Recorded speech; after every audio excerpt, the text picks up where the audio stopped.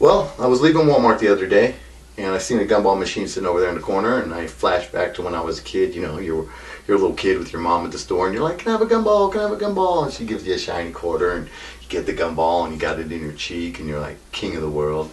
So I don't know, midlife crisis or whatever. I decided I'm gonna go relive that moment and get myself a gumball. So I go over there, and I realize that it doesn't take quarters anymore. It takes credit cards only. And there's an 85-cent service charge for using your credit card. Then I noticed that the gumballs are $2. $2 for a gumball? You know, I was pretty outraged. Then I thought, you know what? When you got the Gumball Jones, what are you gonna do? So I swipe my credit card, get my gumball, I'm admiring it, you know, and I take a bite, and it just crumbled apart like chalk. I was pissed, so I did all I could think to do, and I started shaking the machine. Then all of a sudden, it flashes my picture. And I'm like, what? You know, I didn't think too much of it, but, you know. Then a week later, I get a summons to appear in court. So I go to court. The judge wants to charge me $800.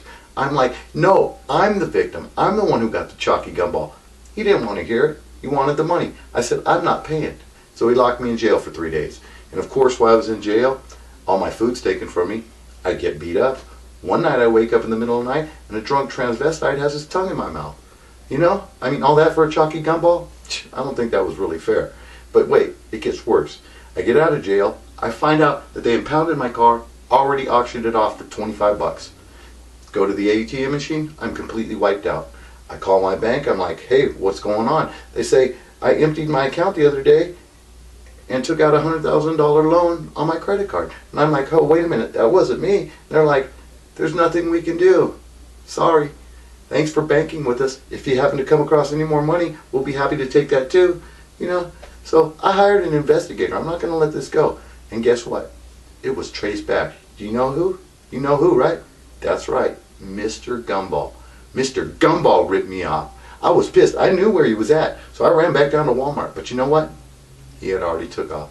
Probably in Rio. With all my money. You know what? And I was pissed, man. I was thinking, is this what our life has become? You can't even trust a gumball machine anymore? Man, I sure do miss the old days.